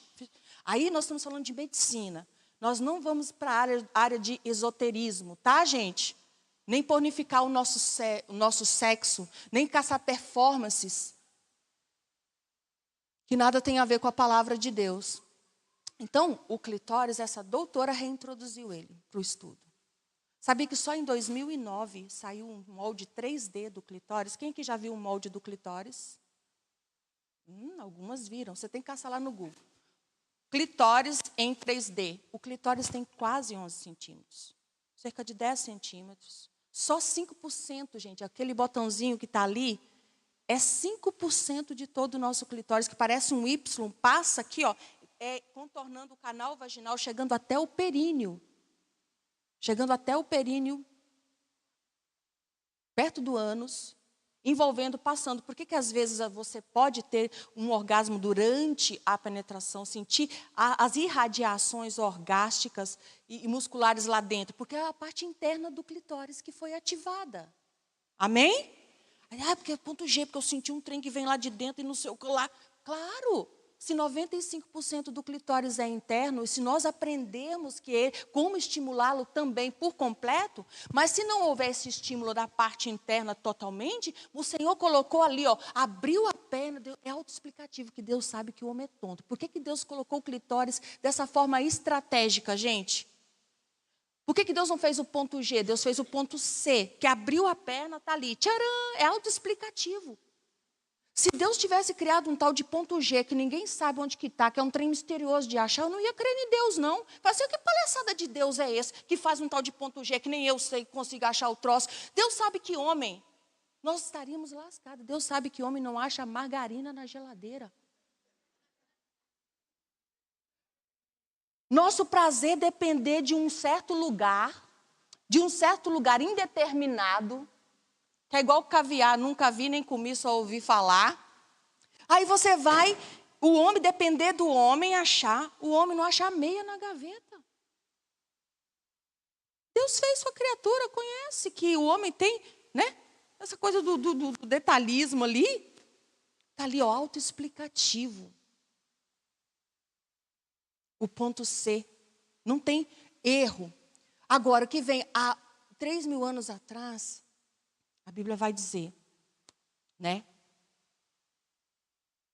De como foi essa experiência, a resposta sexual, a resolução sexual feminina. Vai lá. A partir do 2, faz favor, olha só.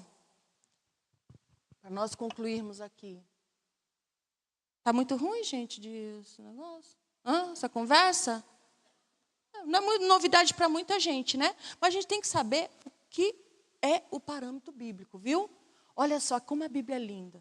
Enquanto o mundo sabota, enquanto só 2009 saiu um molde 3D, o mundo que se diz tão evoluído, gente, saiba de uma coisa, o corpo da mulher é o mais vendido, explorado, escravizado, agredido, mutilado e assassinado, de muitas formas, mas ainda é o menos conhecido. 2009 que o clitóris, a sua anatomia, a sua estrutura foi realmente conhecida. Mas eu estou falando de um Deus que há 3.000 anos atrás deixou em linguagem poética essa descrição de como funciona o corpo da mulher, o prazer da mulher e uma alusão poética ao estímulo do clitóris. Deixa eu ver essa tradução como que está. Eu estava quase dormindo, mas o meu... Porque capítulo 5 ali está falando da relação sexual do casal, tá? A partir dos dois. Nós sabemos que ali é em linguagem poética sobre o sexo conjugal. Eu estava quase dormindo, mas meu coração estava acordado. Escutem, o meu amado está batendo. Abra minha porta, minha irmã, minha querida, minha pomba, minha mulher ideal, pois a minha cabeça está encharcada de orvalho, meu cabelo da umidade da noite. Então, na minha tradução diz assim, eu estava dormindo, mas meu coração velava. Aliás, diz, eu estava dormindo, mas meu coração acordado. Vamos frisar isso aqui. A parte física dela estava... Ela estava diferente da parte interna, emocionalmente acordada, desperta. Mas a parte física estava letárgica. O lado de fora estava o quê? Dormente. O lado de dentro estava acordado. Porque a mulher é assim às vezes, né? Subjetivamente, o emocional. Tem quantas mulheres que falam assim, nossa, eu pensei o dia inteiro fazer coisa com meu marido, né? Amar ele merece, esse homem está uma bencinha agora. Eu vou ter vontade de dar gente, eu vou dar um trato no meu marido. Aí chega de noite, o que acontece? Parece que o físico, a bateria acaba, né? Você acha melhor deixar para amanhã. Porque o desejo feminino não foi feito para ser sempre espontâneo, mas mais responsivo. O que é o responsivo? É que você precisa ser estimulada para ter a vontade, não ter a vontade para depois receber os estímulos, ou se estimular, ou começar a fazer, que foi o que a gente falou ontem. Ali está ela, nessa coisa. Eu estava dormindo, mas meu coração velava. E o amado está batendo. Aí o amado chega já batendo e com os orvalhos. Sabia que no original a minha cabeça está cheia de orvalho? Está se referindo ao pênis lubrificado? Ele já estava ereto. Porque o homem é proativo. E a mulher é mais reativa. A mecânica, a anatomia do homem foi feita para ser reativa, porque ele precisa de uma ereção.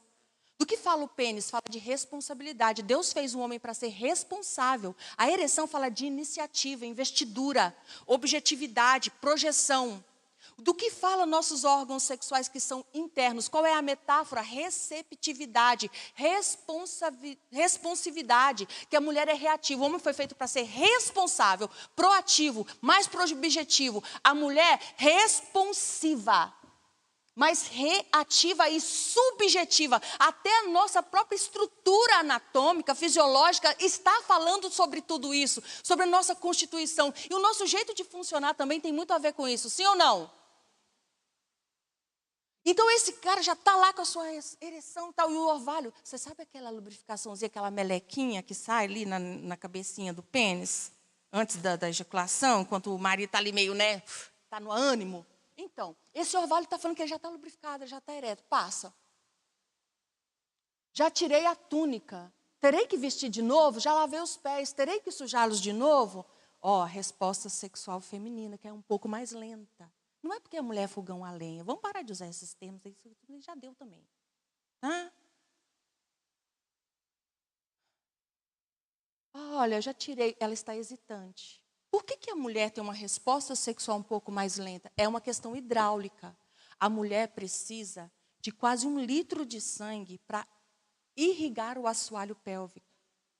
Gente, excitação e prazer, o clitóris, inclusive, quanto menos você estimula ele, menos capaz de prazer e orgasmo, porque ele é um músculo, sabia? Quanto menos você usa ele, filha, quanto menos ele é ativado, mais ele vai atrofiando, porque ele precisa, o clitóris também entumece, ele tem uma ereção, ele precisa de irrigação, assim como o pênis, né? Para um homem ter uma ereção, ele vai precisar de 70 a 90 ml, no máximo 100 ml, dependendo do seu calibre, para ter uma ereção. Para ter uma ereção. A mulher precisa de muito mais que o nosso assoalho pélvico, nossos órgãos internos, para que o clitóris fique entumecido desde o seu corpo, né, interno até o externo. Ele vai entumecer, ele vai crescer, ele vai também ficar mais rijo. Nós precisamos de quase 1 litro de sangue aqui. E para essa irrigação acontecer, vai demorar às vezes até 10 minutos. Nem toda mulher, tem mulheres que pode ser mais rápido, ok? Mas, via de regra, pode ser até 10 minutos para que toda essa irrigação aconteça, que haja esse entumecimento. E toda essa lubrificação aconteça também. Por isso que a mulher vai ter essa resposta um pouco mais lenta e ela vai depender do estímulo. Se não houver o estímulo correto, ela não vai conseguir ter a sua resolução orgástica, o seu prazer, o seu clímax. Entenderam? Então é uma questão assim do nosso corpo, do funcionamento do nosso corpo. Vamos parar de problematizar isso. Aí ela tá lá, ó, já isso, já aquilo, tá meio lenta. Passa mais um, fazendo favor. Aí o meu amado, quando ela estava lá, será que isso, será que aquilo? Mas eu já coisei, mas eu já não sei o quê, né? O amado pôs a mão por uma abertura da tranca. Essa tradução não está boa, não. Meu coração começou a palpitar por causa dele. Passa. Abertura da tranca. Levantei-me para abrir-lhe a porta e minhas mãos destilavam mirra. Meus dedos vertiam mirra na maçaneta da tranca. E aí ela se levantou.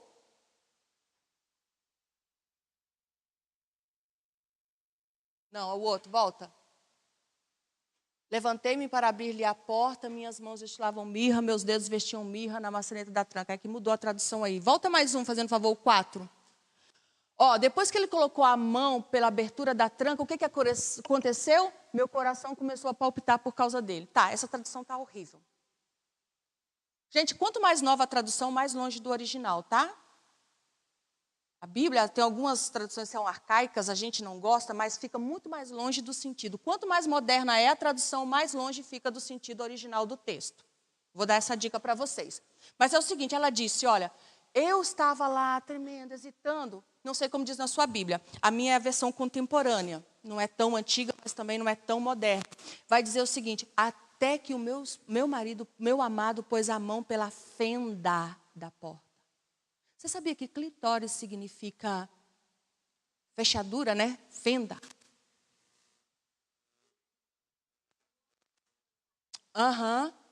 É fresta, né? A gente entende melhor. O meu amado meteu a mão pela fresta. Meu fala fenda, fresta, né? Abertura da porta, fechadura. Não é a fechadura, sabe aquele lugar que a gente, né? É o lugar de abrir a porta ali. Tem na sua porta lá. É como se fosse uma chave. Ele colocou a mão na fenda. Quando ele colocou a mão na fenda, as entranhas dela começaram a se estremecer. Vai falar do quê? Primeiro ela foi estimulada. Ela estava, isso, aquilo. Mas o amado colocou a mão na fenda. Colocou a mão na fenda. O mistério começou a acontecer. E ela já começou, as minhas entranhas se estremeceram. Eu vou abrir o meu amado. E eu também comecei a destilar as mirras, os ungüentos. Por quê? Fala da excitação, fala dessa resposta sexual. O que o amado fez? Colocou a mão na fenda. Fala para mim, gente. Imagina se Deus revelar essa fenda para os maridos. É a mão na fenda que trouxe a resposta. Ela primeiro foi estimulada para depois ter vontade. Ela primeiro foi estimulada para depois ter excitação, para depois ter o prazer. E ela teve o seu prazer, ela teve a sua resolução. Então, o que a Bíblia está fazendo? Uma alusão poética. Inclusive, eu estava pesquisando, eu não consegui pesquisar, achar mais fontes para conferir se é verdade. Mas assim, eu vi um texto, um artigo, acabou? Que diz que o clitóris significa, né, a tranca, a fechadura, a abertura, o lugar de abertura para abrir a porta. Interessante isso. E por que muita gente chega para mim e acha que, mas o meu marido toca lá, não é masturbação? Por que muitos maridos não sabem fazer isso? Por causa do quê, gente? Nós não temos uma lógica de relação e nem sabemos como Deus fez o nosso corpo para funcionar. Ou se sabemos, nós não aceitamos. Então, você para de falar. Você para de falar assim, eu só gozo se for com clitóris, mas é para isso mesmo que Deus fez. Nós estamos negando o nosso corpo, nós estamos afrontando o nosso Salvador, ainda achando que está estourando a boca do balão.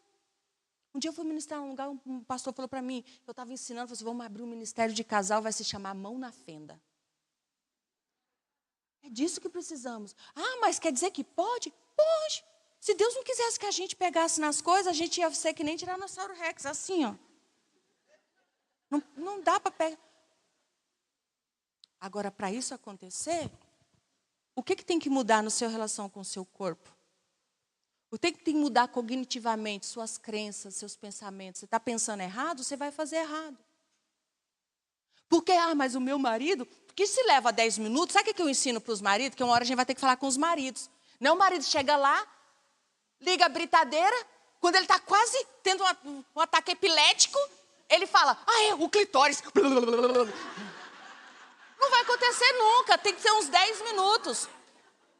Então já tem que começar pela mão na fenda. Lá em casa o negócio mistério. E rola beijo, rola massa, rola... Mas a mão ali, ó.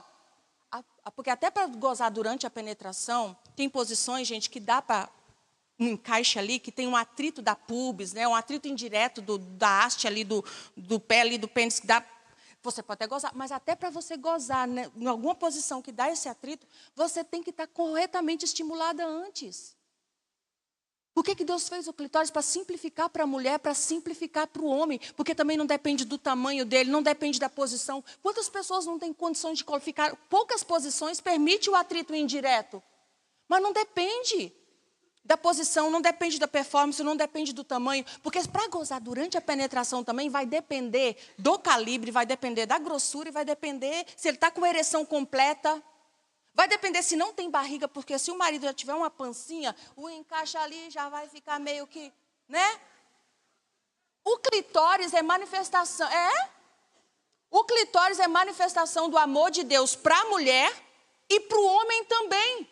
Se tem uma doença, se tem um diabetes, ou se tem uma disfunção, eu estou tendo problemas com ereção. Problema de ereção precisa ser problema de relação? Por acaso o prazer da mulher depende de uma ereção?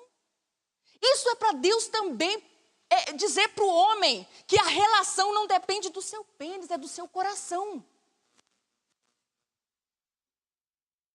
E também para dizer para a mulher, eu te dei isso para sua satisfação e para simplificar, mas nós somos viciados em complicar, nós somos que nem Naamã.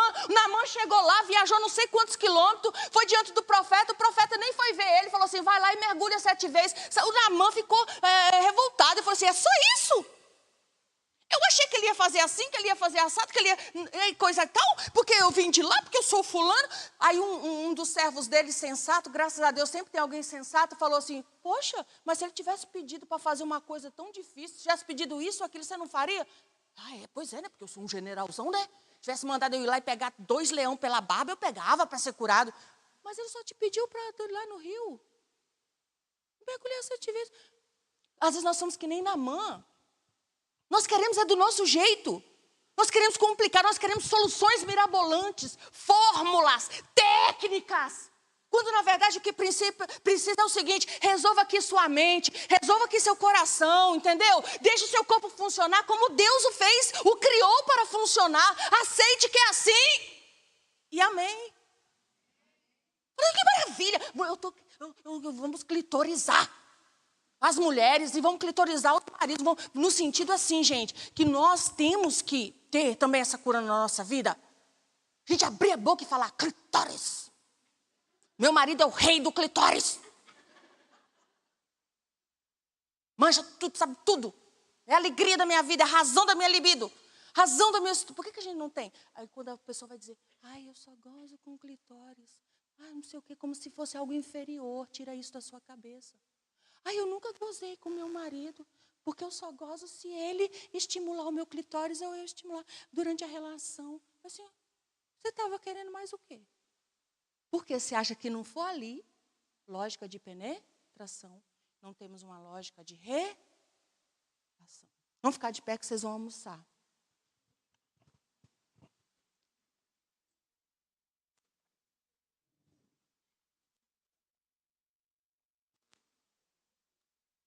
Aí, vou dizer para você, seu marido não é responsável pelo seu prazer.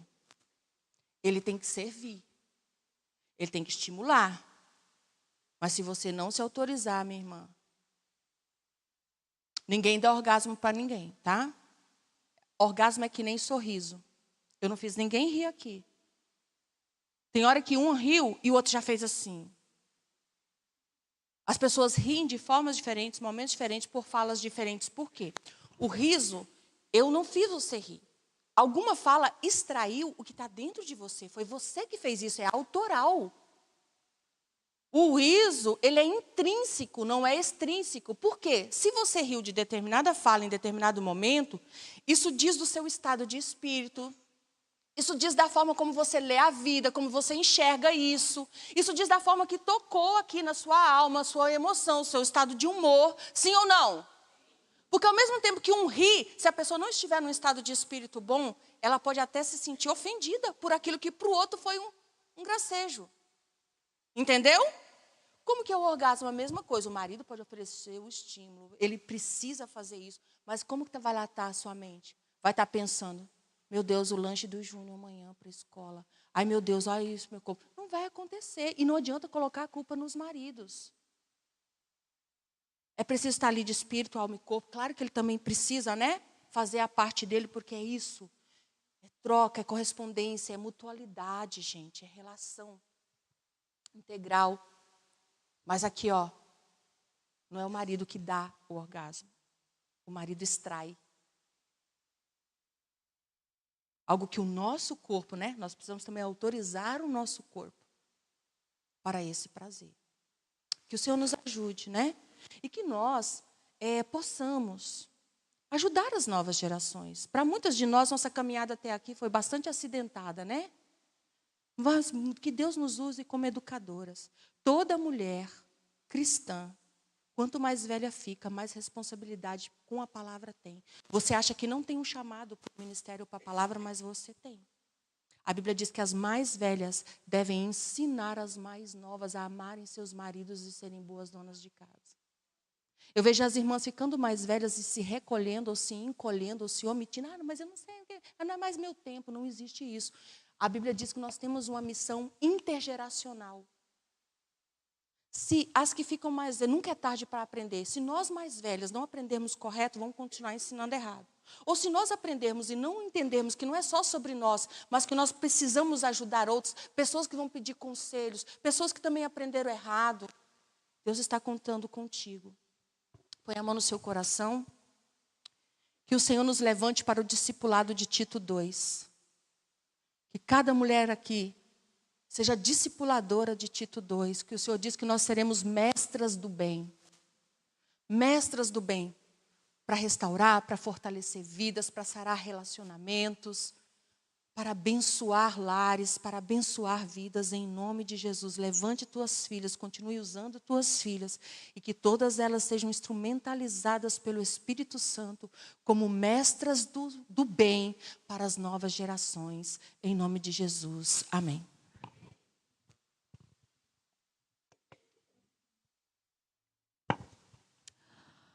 Então, assim, a gente vai para o almoço.